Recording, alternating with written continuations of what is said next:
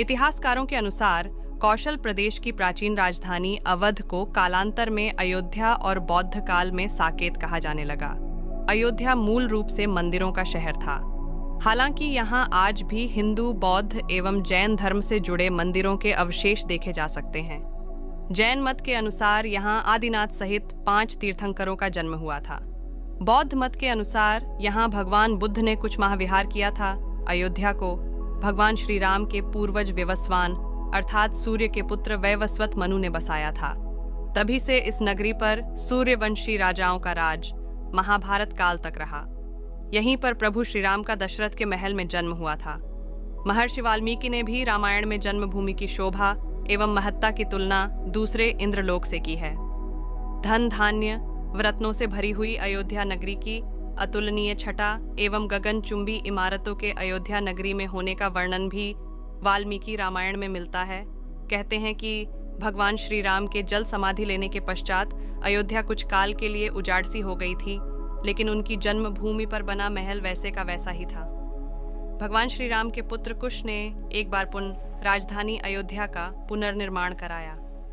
इस निर्माण के बाद सूर्यवंश की अगली 44 पीढ़ियों तक इसका अस्तित्व आखिरी राजा महाराजा बृहदबल तक अपने चरम पर रहा।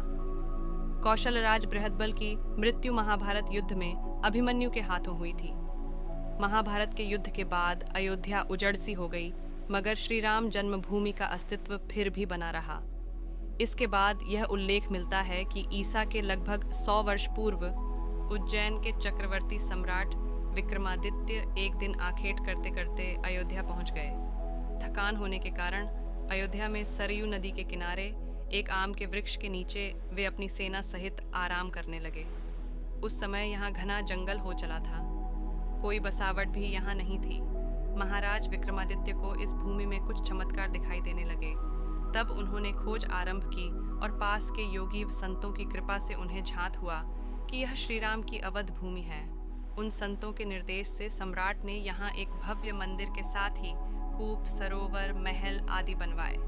कहते हैं कि उन्होंने श्री राम जन्मभूमि पर काले रंग के कसौटी पत्थर वाले 40 स्तंभों पर विशाल मंदिर का निर्माण करवाया था। इस मंदिर की भव्यता देखते ही बनती थी। विक्रमादित्य के बाद के राजाओं ने समय समय पर इस मंदिर की देखरेख की।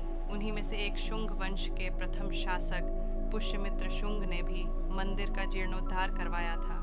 पुष्यमित्र का एक शिलालेख अयोध्या से प्राप्त हुआ था, जिसमें उसे सेनापति कहा गया है तथा उसके द्वारा 2 अश्वमेध यज्ञों के किए जाने का वर्णन है। अनेक अभिलेखों से झात होता है कि गुप्त वंशीय चंद्रगुप्त द्वितीय के समय और तत्पश्चात काफी समय तक अयोध्या गुप्त साम्राज्य की राजधानी थी।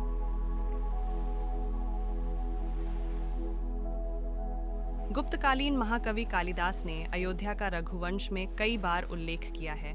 इतिहासकारों के अनुसार 600 ईसा पूर्व अयोध्या में एक महत्वपूर्ण व्यापार केंद्र था। इस स्थान को अंतर्राष्ट्रीय पहचान 5वीं शताब्दी में ईसा पूर्व के दौरान तब मिली जबकि यह एक प्रमुख बौद्ध केंद्र के रूप में विकसित हुआ। तब इसका नाम साकेत था। कहते हैं कि चीनी भिक्षु फा हियान ने यहाँ देखा कि कई बौद्ध मठों का रिकॉर्ड रखा गया है। यहाँ पर 7वीं शताब्दी में चीनी यात्री हेनत्सांग आया था। उसके अनुसार यहाँ 20 बौद्ध मंदिर थे तथा 3000 भिक्षु रहते थे और यहाँ हिंदुओं का एक प्रमुख और भव्य मंदिर भी था, जहाँ रोज हजारों की संख्या में लोग दर्शन करने आते थे। इसके बाद ईसा की 11वीं शताब्दी में कन्नौज नरेश जयचंद आया तो उसने मंदिर पर सम्राट विक्रमादित्य के प्रशस्ति शिलालेख को उखाड़कर अपना नाम लिखवा दिया। पानीपत के युद्ध के बाद जयचंद का भी अंत हो गया। इसके बाद भारतवर्ष पर आक्रांताओं का आक्रमण और बढ़ गया। आक्रमणकारियों ने काशी, मथुरा के साथ ही अयोध्या में भी लूटपाट की और पुजारियों की हत्या कर मूर्तियां तोड़ने का क्रम जारी रखा। लेकिन 14वीं सदी तक वे अयोध्या में राम मंदिर को तोड़ने में सफल नहीं हो पाए। विभिन्न आक्रमणों के बाद भी सभी झंझावातों को झेलते हुए श्री राम की जन्मभूमि पर बना भव्य मंदिर 14वीं शताब्दी तक बचा रहा। कहते हैं कि सिकंदर लोदी के शासनकाल के दौरान यहाँ मंदिर मौजूद था। 14वीं शताब्दी में हिंदुस्तान पर मुगलों का अधिकार हो गया और उसके बाद ही राम जन्मभूमि एवं अयोध्या को नष्ट करने के लिए कई अभियान चलाए गए। अंततः 1527-28 में इस भव्य मंदिर को तोड़ दिया गया और उसकी जगह बाबरी ढांचा खड़ा किया गया। कहते हैं कि मुगल साम्राज्य